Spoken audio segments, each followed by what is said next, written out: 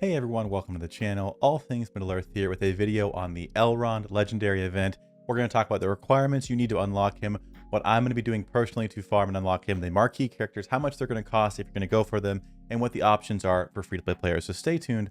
All that's coming up in just 1 second.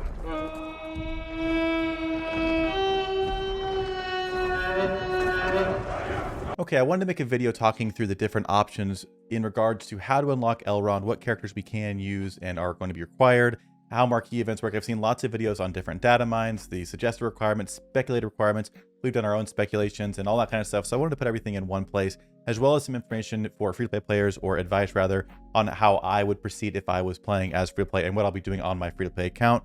So starting out, if you have not seen, Lord Elrond is going to require 5 5-star elves to unlock, and then 6-star elves to unlock him at 6-star, 7-star elves to unlock him at 7-star. There is a data mine post, which I'll put on the screen right here. And it says, Elrond as a leader of elves requires at least 5 of the elven heroes: Arwen, Elladan, Elrohir, Liliel, Naramiri, and Lomian. So it lists out 6 elves, everyone on the screen here, including Elladan, who is going to be another marquee character, which we'll talk about in just a second.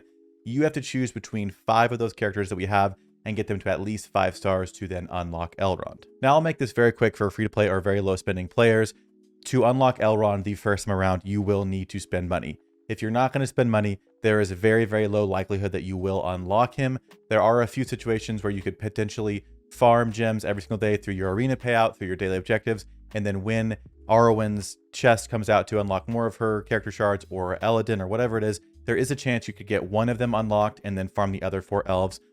But I don't want to put that out there as advice, because I feel like it's going to be very, very few and far between that can actually pull that off. And it might not even be possible, depending on what drop rates you end up getting and depending on how much the chests end up costing. So unless you really have done your research and know exactly what you're trying to do in terms of being a free to play and farming up to get it, I would say if you want to plan to get Elrond, plan to spend. If you are not a spender, don't plan to get Elrond, because it's just not going to be doable. So if you are a free to play player, I would still stick around, because all of these things will be applicable to you, because these characters, these marquee characters like Arwen and Elladan, will become farmable in time. So you can see exactly what you should do when they are farmable. But if you aren't spending, it's not going to be something you can do the first time around. That's just a reality with these kind of collector games. There's always a little bit of monetization behind the new characters coming out. You can get them, and you can get them powered up as much as anybody else. It's just not going to be at the exact same time as everyone else. So speaking of marquee characters, Arwen and Elladan are marquee characters. Elladan has been data mined. Arwen, her event is already right around the corner here. And how these marquee characters are going to work, if you've not seen already, is they're going to have an event, which is already live in the game for Arwen, for example, and it's going to unlock her at 3 stars by playing through the entire event. Having her at 5 stars is going to unlock more things in her event, but being that there are only 6 elves and 2 of them are marquee characters, that means you'll have to unlock either one of them. And my advice is going to be, if you're spending, to go ahead and unlock both of the marquee characters. Now you could be saying, hey, I could just unlock one of them, do the other ones, save some money, and you're not wrong. But the reality is there are players who are going to unlock both marquee characters. So if you're going to spend money, it's going to kind of suck to have spent money on Arwen or Elladan and then lose to other Elrond teams that have both marquee characters. They are characters that are going to be a little bit more powerful, I think, than your standard like starting elves we have here. And they all have different synergies. So you could go Elladan.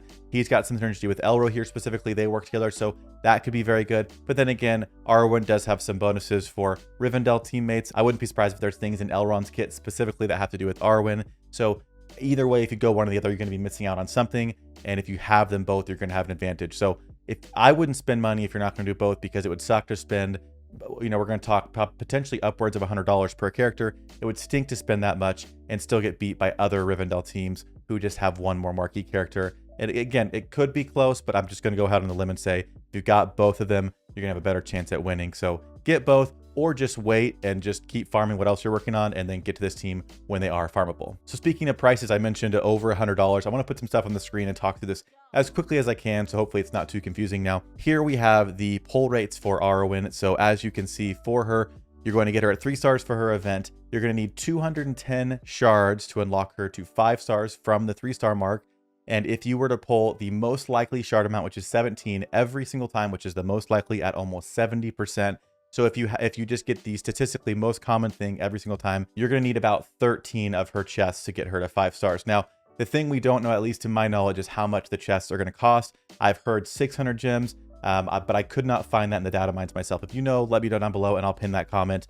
but I've not heard a confirmation. In Galaxy of Heroes, which is the other game that Capital Games develops, they cost about $10 worth of gems for each marquee pack. So it could be somewhere closer to 600. It could be 10, which is about 900 some gems, and it could be more.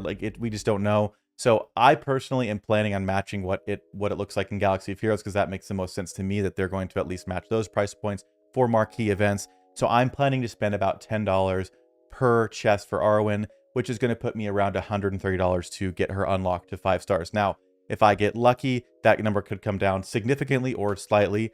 There are going to be bundles, to my understanding, that are going to have guaranteed amounts. It looks like through the data mines, there are bundles that talk about getting her from 3 to 4 stars, just giving you a set amount to do that. So let's say you spend $40 to get her from 3 to 4 stars, and then you only need to spend 50 more to get her to 5 stars, whatever it is. Again, we'll see once it actually happens. There's a lot of RNG involved, but basically what I think everyone should do is plan for the worst and hope for the best. So I'm planning worst case. I'm going to spend about $130 to get Arwen, and if I spend less, I'm going to be really happy. And that's what it ends up being, then I at least haven't disappointed myself. So that's how much I think marquee characters are going to cost at the most. Again, if they end up being 600 gems per chest, if that ends up being accurate, it's going to be closer to like $70 to $80 per marquee character. So it could be a $60 difference like that, depending on how much they cost. But we'll have to wait until it's actually officially confirmed via data mine, or once the event goes live, we're going to see what that chest looks like. Now, like I said, I think it makes sense if you're going to spend and unlock the best team. It would stink to spend $130 and lose to teams who had just spent more than you. So either spend and get the right team, or don't spend. Maybe that sounds harsh, but I think that's just the reality, that I would just say don't waste your money if you're not going to do both. But if you are going to do both, if it's, you're going to plan on about $250 or a little bit more, maybe, do both and get the kind of best team, at least from what it looks right now. Again, we'll confirm that once kits are out, once we have, can test them and all that kind of stuff. But I think the marquee characters will be the best options with Elrond. So with those two, we need 3 other characters to unlock. We'll only use 2 more to play with Elrond. And my suggestions are going to be Lomian here, because he has the Rivendell tag. So he has some synergy with Arwen. He might have more synergy with Elrond once we see his kit. He's also an attacker.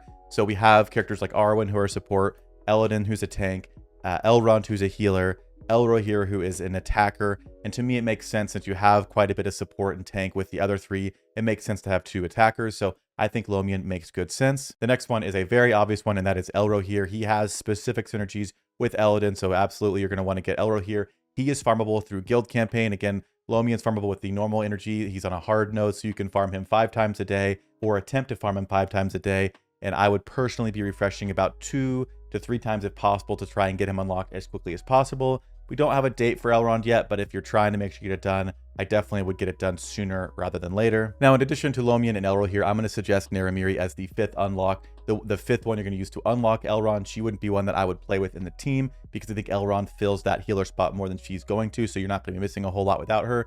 But she's going to be an easier farm with the guild energy as opposed to Liliel. Now, there could be an argument to say you could farm Liliel and Lomian, the 2 elves here who are going to be on the hard nodes. You could farm them at the same time if you have both nodes unlocked. I just think Lomian makes more sense in the team. He's an earlier farm, so to me it makes more sense just to go for him and use your extra energy for something else, maybe to pre-farm some of the luminous crystals that you might need to upgrade this team. But you could farm both of them at the same time and see if you get much better drop rates on either one. If RNG decides to really give you one or the other more, maybe you could go for that. But I would say just go for Lomian, refresh as much as you can, and don't worry about it. But you could do both. But in terms of your actual 5th, I would go with Naramiri, because she's on guild energy. You're going to knock out Elro here to at least 5 stars very, very quickly, and then you can get her set and ready to go at 5 stars. Now, I will say for Naramiri, do not gear her up unless you absolutely have to. If the event just requires him at 5 stars with no actual power threshold to be met, I would just leave her at level 1 and gear 1 and see if you can carry it through with the other 4 characters. There's a good chance they're going to let you play with Elrond in the event, or you might even get event units to use outside of the ones you have. So don't put gear and levels into her unless you absolutely need to, because otherwise you would not complete Elrond's event. But just get her the shards you need. I wouldn't even summon her until you get to the event happening, but I would go ahead and get her ready just in case you do need to do so. And honestly, that's kind of it. Again, tried to spell it out as quickly as possible because I've seen a lot of information out there. We've done our own speculation several times. I wanted to create a more concise guide and just share exactly what I'm going to be doing. Again, it's going to be Lomian, Elro here, Arwen, Eladin, and Naramiri is our 5th to farm and unlock Elrond, although she'll be dropped off for Elrond once he's in the game. But those are just my thoughts. Let me know what you think down below. Let me know if I missed anything in terms of data mine information, like how much the chests for the marquee characters cost specifically. We can talk about that down below. I'd love to hear what your thoughts are. Are you going for them? Are you going to wait for the second time around? Again, I would speculate maybe 2 to 3 months before these marquee characters are farmable. So let me know what you plan to do down below. And as always, I'll see you guys in a future video.